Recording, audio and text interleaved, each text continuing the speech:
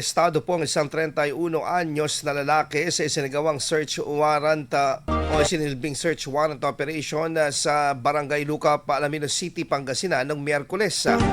Abril 15 po yan matapos pong nakumpiska ang tinatayang nasa 374,000 pesos na halaga po ng hinihinalang shabu sa kanyang mismong tahanan. Naaresto ang suspect isang magsasaka at residente ng lungsod sa bisa ng search warrant para sa paglabag sa Republic Act number 9165 o yung Comprehensive Dangerous Drugs Act of 2002. Katuwang ang Philippine Drug Enforcement Agency or PDEA. Ayon po sa ulat ng kapulisan, nasamsam mula sa tahanan ng suspect ang 18 pirasong heat-sealed plastic sachet na naglalaman po ng hinihinalang shabu na may kabuang timbang na humigit kumulang na 55 na gramo.